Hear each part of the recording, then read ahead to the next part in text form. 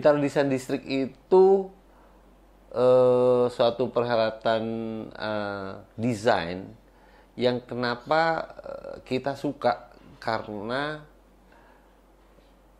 sebetulnya sering banget ada suatu event atau venue itu art, tapi desain tuh jarang, hampir nggak ada di Indonesia tuh nggak ada. Yang ada tuh ya Art Jok lah, Art Jakarta lah, di Kemang tuh apa ada ikat ya, tapi desain tuh di mana gitu, kok nggak ada gitu. Padahal sebetulnya desain juga penting gitu, desain juga sangat dibutuhkan, desain juga esensial, desain juga apa ya namanya, desain juga memang adalah good design adalah sebetulnya yang kita butuhkan karena itu dipakai. Kalau art itu kita melihat sesuatu yang memang menyejukkan atau menyenangkan jiwa kita. Tapi kalau desain harusnya memang desain yang baik itu kita penting sekali buat kehidupan kita bermasyarakat, bersosialisasi. Jadi Bintaro Design District yang saya suka atau yang saya pengen adalah sebetulnya karena ini adalah desain,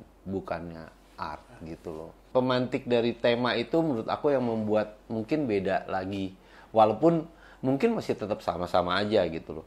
Tapi pemantik bahwa berbagi masa depan itu menurut saya sangat relate untuk kita, terutama kita yang sesudah pandemi.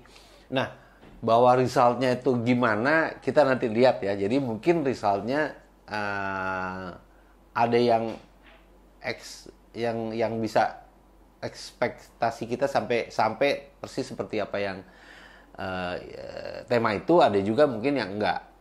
Tapi ada salah satu yang saya ingat itu, saya juga belum lihat sih, tapi itu seru menurut saya, adalah soal ada seorang arsitek dulunya tinggal di Jogja, terus di Gunung Kidul, terus akhirnya dia naksir orang Bintaro, tapi bukan Bintaro yang di kompleksnya, tapi Bintaro yang di luar.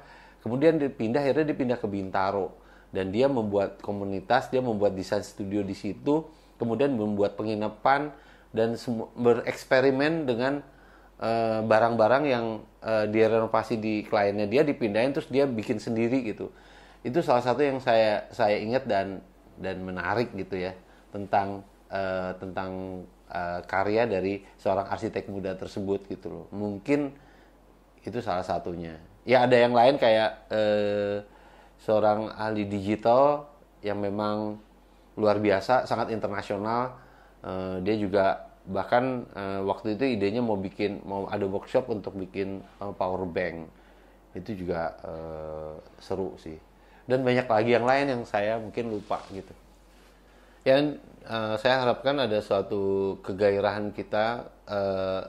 Tentunya begitu ada masa pandemi, tentunya banyak orang frustrasi atau ya ada yang sedih, ada yang macam-macam gitu. Dengan ada Bintaro Design District tidak hanya buat peserta, tapi juga buat yang datang ada suatu kegairahan, ada suatu harapan untuk melihat ke masa depan, bahwa kita bangsa Indonesia, rakyat Jakarta gitu punya sesuatu yang dia ingin kita lebih baik lagi.